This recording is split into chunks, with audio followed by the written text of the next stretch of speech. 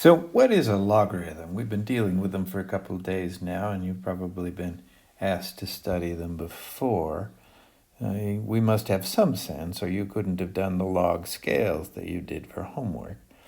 But what are they? Well, as always in this class, our motto is use your normal brain. What we're aiming at is to get a basic concept of what logarithms mean. That's the fundamental thing, rather than remembering any techniques.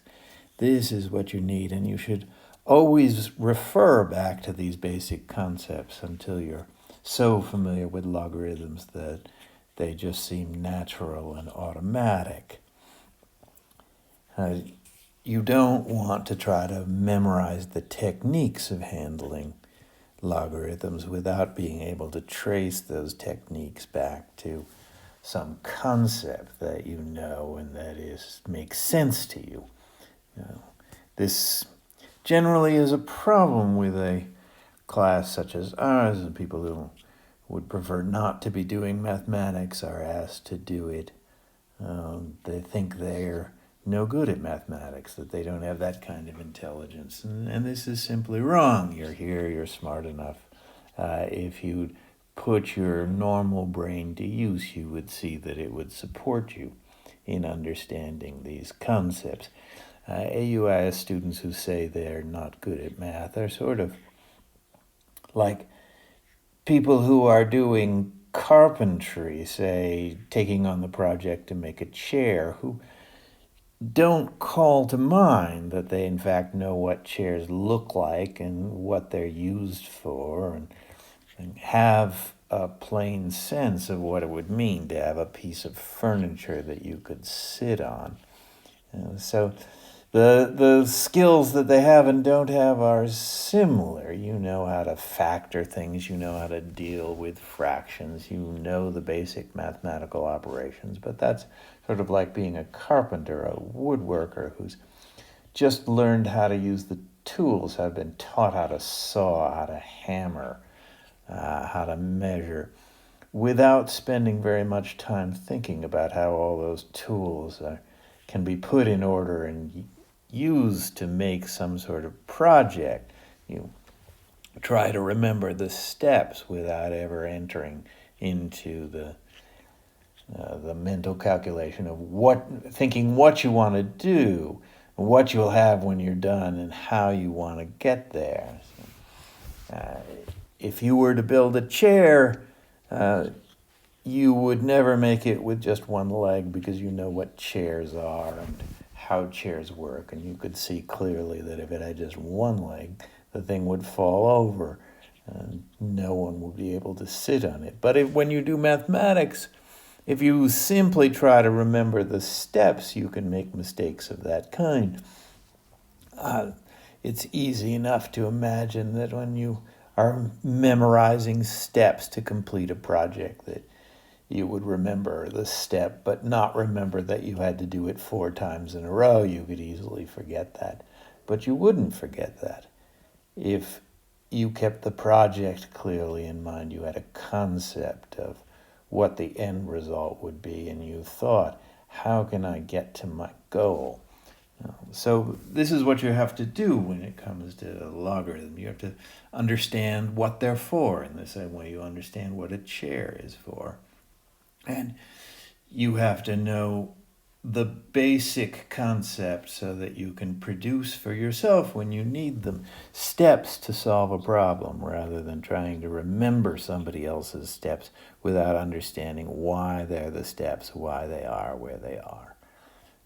So let's look. We understand exponents, and logarithms are just a part of the world of exponents, but you understand perfectly well that we can have a problem like this. A base raised to a power is equal to some unknown number. Concrete example, if we have a base of 10, we raise it to the 3rd power, we get 1,000. That's very familiar to you. So here, b is the base, the number that will be raised to a power. P then is that power, or it's the exponent. and then x I'm using for my unknown number. If we're trying to solve this problem, you know particularly well how to succeed.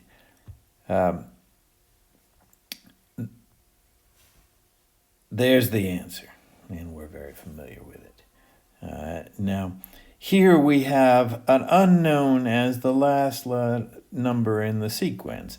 We have the base, we know the power, we don't know the result, we don't know the x number, but we can figure that out. It's simply a matter of multiplying 10 by itself 3 times, 10 times 10 times 10.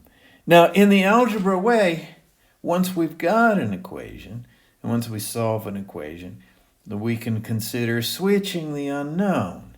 If we know the base and the power, we can find the exponent. Suppose we can find rather the result. If we knew the power and we knew n the number, not x the unknown, but n the number, and we did not know the base, could we figure that out? Could we solve for the unknown number if we switch what we do and don't know? Well, it seems that yes, we can.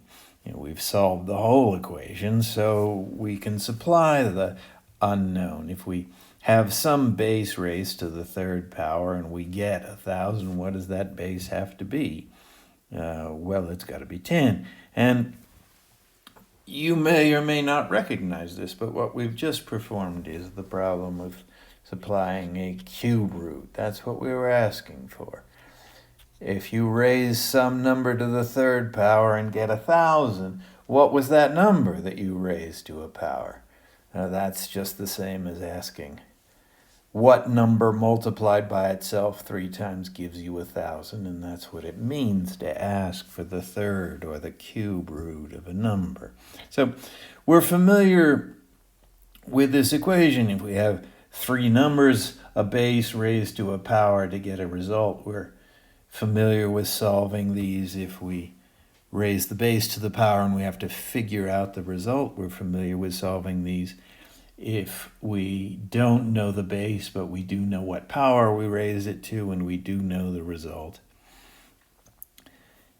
What about the final unknown? If we don't know the one element of this familiar equation, if we imagine we don't know the one that we haven't yet asked about, what if we do know the base, we don't know the power, but we do know the result? If we know we're raising 10 to some power and we get 1,000, what power did we raise 10 to? Now, this is what the logarithm means. So this is the step where you should pause if you have to and make sure you have the concept clear in your brain. It's your normal brain will do to understand this. You don't have to be a math genius with some Intel inside chip in your brain to figure this out. It's simply a concept, an ordinary concept of the kind that you've already been dealing with for years. When we ask what is the log base 10 of 1,000, what we're asking is what goes in that question mark. 10 raised to what power equals 1,000? Now, I wrote the word log with the number in parentheses. That's conventional. I put a little number 10 there to say that that's my base. I could put any number other than 1 there. So I could have a base 2 log. I could have a base 8 log. I could have all sorts of things. By convention, if you don't name your base is 10. That's called the common log. So those last 2 lines on this screen mean the same thing, but in one I took the trouble to spell out what's conventionally understood, and in the other I did it according to what's implied, what people are used to this notation will assume. Okay, we understand the full equation. We have all the parts. 10 raised to the third power is 1,000, so the base 10 log of 1,000 would have to be equal to 3. That, as I say, is the basic concept. you want to make sure you understand. Now, to show you that you do have some intuition, that you're already part of the way along, partway at least, to understanding what this expression means. What's the common log or the base 10 log of 90? You will be able to see that you've been working out that problem when you worked on your log scale. I'll just borrow this student's submission. It seems to work, seems to be just about right. It's kind of what I had in mind. The log scale is there along the bottom. You can see that it's a base 10 log scale because the major markers are successive powers of 10, and it has that common squishy look that log scales have. As the numbers get higher, they get crowded more together. And if in construction we see that this point here is the neutral part, the 0 point, where 0 is the exponent, and it measures something equally. There seems to be one unit going down here in the negative direction, off to the left, another unit, one unit positive here in the direction to the right, and then an equal unit, 2 units positive. So the major powers of 10 are properly represented. And then the difficult point, and the particular one we're working on now, is how do you put the numbers between the whole number powers of 10? That's this problem that we started with. How do you find a base 10 log of a number that isn't a whole number power of 10? And if we were right, then this number should help us. Right? That about 1.95 is the power you have to raise 10 to in order to get 90. Let's see if we can see that represented in this graph. Well, there is the 90, where we thought we should see it between the first power of 10 and the second power of 10, and closer to the second than the first.